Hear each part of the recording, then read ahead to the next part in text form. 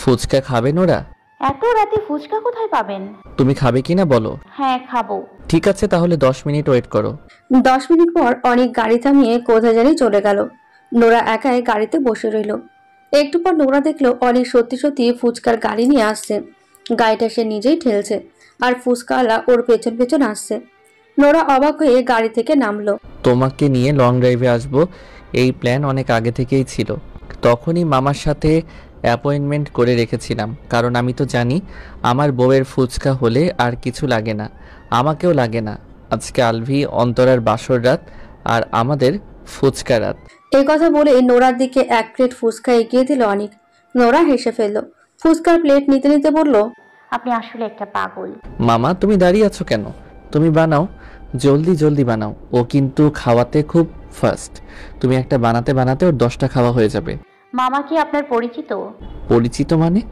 আরে আমাদের এলাকার মামা, তোমার কাছে তো অনেকবার ওনার গল্প করেছি, ভুলে গেছো? ভুলিনি, মনে আছে। মামা আপনি এত তাড়াহুড়ো করবেন না তো, আস্তে আস্তে বানান। আমি তো বেশি খাবো না। আরে খান আম্মাজান, বাপজান তো খালি আপনার লাগাই আমারে বাসায় থেকে উঠাই আনছে। আর বিল নিয়ে চিন্তা করেন না, আপনাদের লাইগা আজকে ফ্রি অফার। নোরা অনিকের দিকে তাকিয়ে হাসলো। অনেক ফুচকাওয়ালার কাঁধে হাত রেখে বলল, আরে কি বলো মামা, কথায় কথায় এত ফ্রি অফার দিলে চলবো? ব্যবসায়ী কি লালবাতি ধরাইবা নাকি? বাপজান, আপনারে ফ্রি দিব না তো কারে দিব ফ্রি? আর আপনারে ফ্রি দিলে আমার ব্যবসায় লাল বাতি জ্বলবে না, উল্টা সবুজ বাতি জ্বলবো। দেখেছো নোরা, এই না হলে মামু, কিন্তু মামা তুমি আমার মামা হয়ে ফ্রি ট্রিট দিতেই পারো, কিন্তু আমি ভাগ্নি হয়ে তোমারে কিছু দিব না, তাই কি হয়? তাই আজকের জন্য কিন্তু তোমার বাসার ডিনারের দায়িত্ব আমি নিলাম। এইটাই না করলে চলবো না। আচ্ছা আচ্ছা। নোরা ফুচকা খাচ্ছে আর ওদের আলাপ শুনে হাসছে। ফুচকাওয়ালা নোরাকে উদ্দেশ্য করে বলল, বুঝলেন আম্মাজান, বাপজানের লাইগা তো দোকানে আমার বাড়তি লোক রাখা লাগে না। বাপজান সময় পাইলেই দোকানে আইসা কাস্টমারকে অর্ডার সাপ্লাই দেয়। ওনার লাইগা আমার ব্যবসায় কেমন লাল বাতি জ্বলবো কেমন দেখি। ও, তাহলে এই কাহিনী। আপনি ফুচকার দোকানেও কাজ করেন? তাই তো বলি, ফুচকা সম্পর্কে আপনার এত জ্ঞান কিভাবে হলো? আরে মামার দোকান থাকলে ভাগ্নিরা তো একটু একটু শিখেই যায়। বাই দ্য ওয়ে নোরা, তোমার আর আমার কিন্তু ফুচকা খাওয়ার একটা কম্পিটিশন হওয়ার কথা ছিল। কম্পিটিশনটা কি হবে?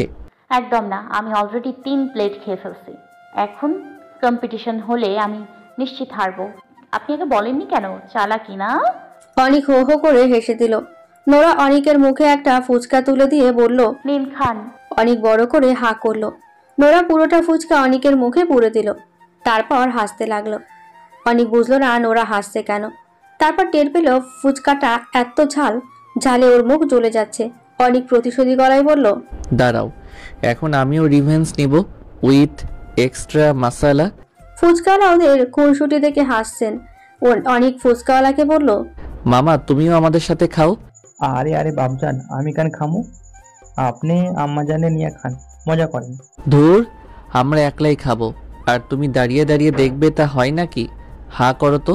অনিক ফুচকাওয়ালাকেও ফুচকা খাইয়ে দিল। নোরা অবাক হয়ে দেখছে। অনিকের এই রূপ তার অজানা ছিল। তার কেন জানি অসম্ভব ভালো লাগছে অনিককে দেখে। সেটা এত মিশুক, আগে তো জানতো না সে। কিছুদিন আগেও নোরা ভাবতো অনিক এক্সট্রা ভাবওয়ালা অহংকারী লোক, কিন্তু এখন বুঝতে পারছে ওর মধ্যে অহংকারের লেশ মাত্র নেই। ও একজন বিশুদ্ধ মনের মানুষ। যাওয়ার সময় অনিক ফুচকাওয়ালার বাসার সবার জন্য কাচ্চি কিনে দিল। উনি সেগুলো নিয়ে চলে গেলেন ওনার গন্তব্যে। আর অনিক নোরা উঠে গেল ওদের বাড়িতে। গাড়ি চলছে। নোরা বলল, আচ্ছা, এই গাড়ি আপনি আদনান স্যারের কাছ থেকে কি বলে এনেছেন? যা সত্যি তাই বলে এনেছি। আমার কথা বলেছেন? হুম। আপনি কি তাহলে আমাদের সম্পর্কে খুশি? ওনার খুশি অখুশিতে কি আসে যায়? আমরা তো খুশি। দেখো নোরা, কোচিংটা তো আদনান ভাইয়ের ছিল, আর সেই কোচিংয়ে আমাদের সম্পর্ক ছিল টিচার আর স্টুডেন্টের। উনি ভয় পাচ্ছিলেন আমরা কোচিংয়ের নাম খারাপ করব। তারপর তন্নিকে তো চেনই, সেও কিন্তু তোমার মতোই ছিল। অবশ্য তোমার মতো এত পাগলামি করতো না, কিন্তু এমন অনেক কিছুই করতো যা আদনান ভাইয়ের চোখ এড়ায়নি। উনি তো তোমাদের ক্লাস থেকে আমাকে বাদ দেওয়ার ডিসিশন নিয়েছিলেন। আর আমিও কি চাকরি করতাম? তোমার জন্যই তো কোচিংয়ে ঢোকা। তোমাদের ক্লাস নিতে না পারলে আমিও রিজাইন করে দিতাম। কিন্তু একটা সত্যি কথা কি জানো, তন্নি যা করতো সব কিন্তু তোমাকে জানানোর জন্য। তুমি কি সেটা বুঝতে? আমার মনে হয় এর পেছনেও তিথির হাত আছে। মানে এখানে তিথি আপুর হাত কোথা থেকে এলো?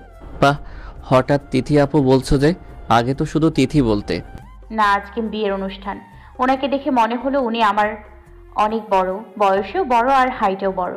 তাই ভাবলাম ওনাকে আমার আপুই ডাকা উচিত। নোরা, তিথির বিশাল হাইট দেখে কি তোমার মন খারাপ হয়েছে? আমি যদি তিথি আপুর মতো হতাম তাহলে খুব ভালো হতো। আপনার সাথে দাঁড়ালে আমাকে একদমই মানায় না। মনে হয় বিশাল তালগাছের সাথে ছোট্ট বনসাই। বনসাইয়ের দাম সম্পর্কে কোনো ধারণা আছে? সেদিক থেকে চিন্তা করলে তুমি সবচেয়ে দামি। আর তুমি জানো তোমাকে আমার কত কিউট লাগে। হয়েছে, বাদ দিন। এবার বলুন, তন্নির ও সব কারসাজির পেছনে তিথি আপুর কিভাবে হাত আছে? তিথি তন্নির কাজিন না? হাত থাকতেই পারে। আর তিথি তো তোমার ব্যাপারে সব জানে। হয়তো ইচ্ছে করেই তন্নিকে দিয়ে এসব করাতো, তোমার উপর হিংসা থেকে। কি? তন্নি তিথি আপুর কাজিন? কেন, তুমি আগে জানতে না? কিভাবে জানবো? আমি কি তন্নির সাথে এত ক্লোজ নাকি? যদি ওকে আমি 4 বছর ধরে চিনি, কিন্তু কখনো এটা জানিনি যে ওর কাজিনের নাম তিথি। ও, হয়তো ইচ্ছে করে জানাইনি। তিথি হয়তো নিষেধ করেছে, কারণ 4 বছর ধরেই কিন্তু আমি তোমাকে পছন্দ করি। আর এর জন্যই সেদিন রেশমি আমাকে ইচ্ছে করে আপনার বার্থডেতে সিগারেট গিফট করার আইডিয়া দিয়েছিল। রেশমি তো তন্নির ক্লোজ ফ্রেন্ড। এইটা হয়তো ওদের প্ল্যানেরই অংশ ছিল, যেন আপনি আমার ওপর রেগে যান। তুমি এ কথা আমাকে আগে বলনি কেন? সরি। বোকা নোরা, তুমি খুব বোকা। আসলে রেশমির কথা শুনে ইন্সপায়ার্ড হয়ে না, আমি ইচ্ছে করেই আপনাকে সিগারেট গিফট করেছিলাম। আমি জানতাম আপনি রেগে যাবেন, তবুও। কেন? কারণ আমি বুঝতে চেয়েছিলাম আমার ওপর আপনার ইন্টারেস্ট আছে কি নেই। সেটা আপনার রাগের মাত্রা দেখেই বোঝা যেত। তাহলে যখন ধমকাচ্ছিলাম তখন ফ্যাচ ফ্যাচ করে ওভাবে কাঁদতে কাঁদতে বেরিয়ে গেলে কেন? সেটাও আপনাকে পরীক্ষা করার জন্য। আমার খারাপ লাগায় আপনার কতটা খারাপ লাগে সেটা দেখতে চেয়েছিলাম। নোরা, তোমাকে আমি সহজ সরল ভেবেছিলাম, এখন তো দেখছি তুমি শয়তানের হাড্ডি। নোরা খিলখিল করে হেসে উঠল। অনেক কিছুক্ষণ দেখলো সেই মাদক মাখা হাসি মুখ, তারপর শান্ত গলায় বলল, নোরা, তুমি নেশা হও আমার। নোরা হাসি থামিয়ে অবাক চোখে তাকালো। অনেক গাড়ির ব্রেক কষলো, তারপর আচমকায় নোরাকে একটানে কাছে এনে বলল, এসো বোঝাচ্ছি। কি করছো? এই দিনে নতুন বউয়ের সামনে তুমি ছেলেটার গায়ে হাত তুলছো? আর তোমার হারামজাদা কি করছে সেটা দেখো না। আজকের মতো একটা রাইতেও ছাইপাশ গিলে হেলতে তুলতে ঘরে ঢুকে। এর কত বড় সাহস! আমার বাড়িতে এমন বেল্লাপনা আমি সহ্য করুম না। ও বাইর হ, তুই ঘর থেকে এক্ষুনি বাইর হ। আহসানুল্লাহ আলভিকে কলার ধরে টেনে তুললেন। শিপন আর আরিফ সাথে দাঁড়িয়েছিল। শিপন বলল ছেড়ে দিতে। আহসানুল্লাহ বিস্ফোরিত চোখে বললেন, তোমরা চুপ থাকো। এই তোমাদের সাথে চলতে চলতে ওরা আরো এই অবস্থা। ওই হারামজাদা এমনি ঝিমাই কেন? কই প্যাক গিলেছিস? ওই সত্যি কইরা বল, কই প্যাক গিলেছিস? 12 প্যাগ। আহসানুল্লাহ আবার আলভির গালে চট দিলেন। আলভি পিছিয়ে গেল। আহসানুল্লাহ ছেলের পশ্চাৎদেশ বরাবর লাথি মেরে ঘর থেকে বের করলেন। তারপর ফটাস করে দরজা আটকে দিলেন। তারপর আফিয়ার দিকে ঘুরে বললেন, আজকে থেকে ওর বাসায় ঢোকা বন্ধ। বলে নিজের রুমে চলে গেলেন। অন্তরা সোফায় বসে কান্না আরম্ভ করলো। আফিয়া অন্তরার সাথে বসলেন, মাথায় হাত বুলিয়ে সান্ত্বনা দিতে লাগলেন। এদিকে শিপন আর আরিফ সমানে দরজা ধাক্কাচ্ছে। আলভি ওদের ডেকে বলল, ওই থাম তোরা, লওয়া যাই। এই বাসায় আমিও আর থাকতে চাই না। একদিক দিয়ে ভালোই হয়েছে, ওই মায়ার চেহারা দেখতে হইব না আমারে। এর চেয়ে রাস্তায় থাকা ভালো।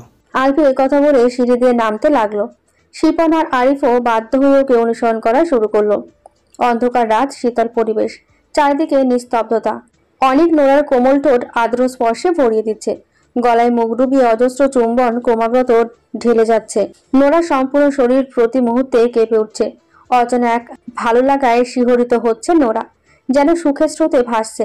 শ্বাস আটকে আটকে আসছে। অনেকের মাথার চুলগুলো হাতের মুষ্টিতে নিয়ে ক্রমাগত ছটফট করছে সে। এই যন্ত্রণা ভয়ঙ্কর, তীব্র এক অসহনীয় অনুভূতি, যা ক্রমান্বয়ে মাতাল করে তুলছে তাকে। তাদের এই সুখকালীন পর্যায়ে চির ধরল ফোনের তীব্র শব্দে। হঠাৎ ফোন বেজে ওঠায় নোরার বুক ধুকপুক করে উঠল। মনে হচ্ছে এতক্ষণ সে স্বপ্ন সাগরে ডুবেছিল, মাত্র জাগ্রত হয়েছে। অনেক বিরক্ত গলায় বলল, ফোনটা কি সাইলেন্ট রাখা যায় না? সাইলেন্ট কিভাবে রাখবো? কত জরুরি ফোন আসতে পারে। নোরা ফোন হাতে নিয়ে দেখলো বাবার ফোন। বাবা ছোটখাটো কারণে কখনো ফোন করেন না, নিশ্চয়ই জরুরি কোনো দরকার। নোরা ফোনের স্ক্রিনে দেখলো রাত 1:30 বাজে, অথচ এখনো সে বাইরে। এজন্যই তো বাবা ফোন করেছেন। নোরা ফোন রিসিভ করলো। হ্যালো আব্বু। মা, কোথায় তুমি? বাসায় আসবে কখন?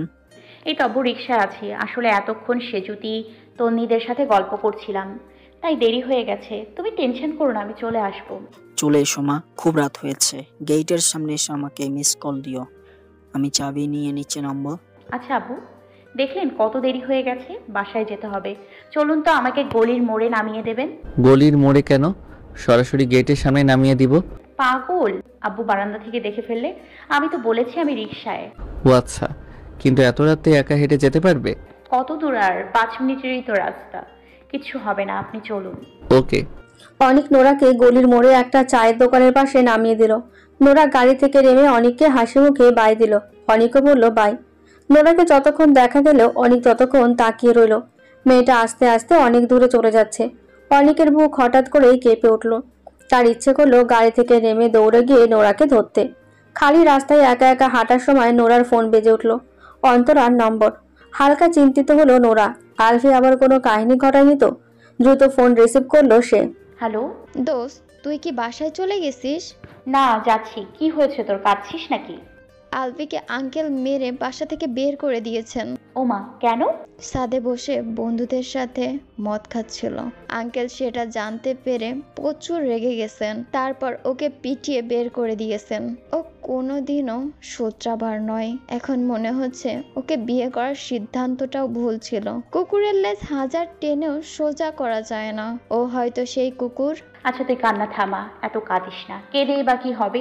আর ও যে শোধরাবে না সেটা আমি আগেই বুঝতে পেরেছিলাম। কিন্তু আমি একটা জিনিস বুঝলাম না, আন্টি আঙ্কেলের মতো এত ভালো মা বাবা পেয়েও আলভি এমন কি করে হলো? আঙ্কেল যেই মানুষ, ওকে তো পিটিয়েই সোজা বানিয়ে ফেলার কথা। পেটালেও কিছু হয় না রে, গন্ডারের চামড়া। তুই চিন্তা করিস না, আমি কাল সকালে অনিককে তোদের বাসায় পাঠাবো। অনিক আঙ্কেলকে বুঝিয়ে বললে আঙ্কেল আবার আলভিকে বাসায় ফিরিয়ে আনবে। সেটা নিয়ে আমি ভাবছি না। আঙ্কেল আলভিকে বাসায় আনতে চাইলেও সে নিজেই আসতো। ও তো আমার মুখও দেখতে চায় না। তুই এজন্য কষ্ট পাচ্ছিস? কাঁদিস না, আসলে খুব ঝামেলার মধ্যে বিয়েটা হয়েছে তো। ওর এখন মাথাটা গরম। কয়েকদিন যাক, দেখবি সব ঠিক হয়ে গেছে, টেনশন নিস না। নোরা কথা বলতে বলতে হঠাৎ থেমে গেল। সে বাসার সামনে চলে এসেছে আর এসে একটা অদ্ভুত জিনিস দেখলো। আলভি আর তার সাথে দুজন ছেলে নোরাদের বাসার গেটের সামনে দাঁড়িয়ে। নোরার বারান্দা বরাবর আলভি ইট পাটকেল ছুঁড়ে মারছে আর অকথ্য ভাষায় গালিগালাজ করছে। নোরার ভয়ে শিউরে উঠল। আলভিকে দেখে মনে হচ্ছে পুরোপুরি আউট অফ মাইন্ড। বারবার খালি বলছে, নোরা দ্য বিচ, সাহস থাকলে তো সামনে আয়, একবার খালি বসা থেকে বের হ, তারপর তোরে আমি বুঝামু আমার সাথে পাঙ্গা নেওয়া। তোর খুব চুলকানি উঠছে না রে? তোর চুলকানির মলম আমার কাছে আছে, আজকে তোরে আমি মলম লাগামু, তুই বের হ খালি। নোরা পিছিয়ে গেল। এই অবস্থায় কিছুতেই আলভির সামনে যাওয়া যাবে না। ওর বুক দুরু দুরু করছে। ওরা তিনজন, আরো একজন কি করে পারবে? ওইদিকে অন্তরা ননস্টপ হ্যালো হ্যালো করছে। নোরা ভীত গলায় বলল, অন্তরে, অশুভটা এখন আমার বাসার সামনে। কি বলিস? ও তোর বাসায় অ্যাড্রেস পেল কই? সেটাই তো বুঝতে পারছি না। আরো একা না, দুটো ছেলেও আছে ওর সাথে। তুই বাসায় ঢুকতে পেরেছিস? না, কি করে ঢুকবো? ওরা তো গেটের সামনেই দাঁড়িয়ে আছে। তোর সাথে আর কেউ নেই? না, অনেক তো আমাকে মোড়ে নামিয়ে দিয়ে চলে গেছে। রাস্তা পুরো খালি, একটা মানুষও নেই। আমার ভীষণ ভয় করছে দোস্ত। হঠাৎ নোরার ফোন কেটে গেল। অন্তরা হ্যালো হ্যালো করছে কিন্তু ওই পাশ থেকে কোনো আওয়াজ নেই। অন্তরার বুক ধক করে উঠল। সে বুদ্ধি করে অনিককে ফোন লাগালো। এদিকে আলভি, শিপন, আরিফ নোরাকে 3 দিক থেকে ঘিরে ধরল। নোরা ওদের হঠাৎ সামনে দেখে এত ভয় পেল যে ওর হাত থেকে ফোনটা পড়ে গেল। আলভি হিংস্র নেকড়ের মতো ওর দিকে তাকিয়ে আছে। ওই চোখে এত হিংস্রতা, এত ক্রোধ যে ওই চোখে তাকাতেই নোরার হাত পা শিথিল হয়ে আসছে। ওর নিঃশ্বাস থেমে গেছে। পেছনে কয়েক ইঞ্চি দূরে দেওয়াল। আলভি কোনো কথা না বলেই হুট করে নোরাকে একটা রামচড় দিল। সেই চড়ের ধাক্কা এত বেশি ছিল যে নোরা সামলাতে না পেরে উল্টো দিকে ঘুরে দেওয়ালের সাথে জোরে সোরে একটা বাড়ি খেয়ে মাটিতে লুটিয়ে পড়ল। তার চোখ মুখ ঝাপসা হয়ে আসছে। নোরার প্রতি যে ক্ষোভ, ক্রোধ তা যেন এক চড়েই ঢেলে দেওয়ার চেষ্টা করেছে আলভি। নোরা চোখে কিছু দেখছে না, শুধু কানে শুনল। এই তোরা তোল ওরে, জলদি তোল, আজকে ওর জীবনের শেষ দিন হইব। নোরা মাথায় হাত দিয়ে বহু কষ্টে উঠে দাঁড়ালো। সবকিছু আবছা অন্ধকার লাগছে। মাথা থেকে গড়গড় করে রক্ত পড়ছে। ঠোঁটের একপাশ কেটে গেছে। তবু এই অবস্থাতে শিপন আর আরিফ ওকে ধরতে এলে নোরা দুজনকেই ধাক্কা মেরে উল্টো পথে দৌড়ানো শুরু করলো। আলভি, শিপন, আরিফও ওর পেছনে ছুটছে। নোরা দৌড়ানোর বল পাচ্ছে না, হাঁপিয়ে যাচ্ছে, কিন্তু থামারও উপায় নেই। হঠাৎ সামনে তাকিয়ে দেখলো অনেক পাগলের মতো ছুটতে এদিকেই আসছে। নোরা অনেককে দেখে থেমে গেল এবং মাটিতে বসে পড়ল। অনেক নোরাকে এই অবস্থায় দেখে আটকে উঠলো। নোরার সাথে সেও মাটিতে হাঁটু গেড়ে বসে পড়ল। নোরা রক্তাক্ত মুখ স্পর্শ করে কাঁপা কণ্ঠে বলল, কি হয়েছে নোরা? ওরা কি করেছে বলো, সব কয়টাকে কবর দিয়ে ফেলবো।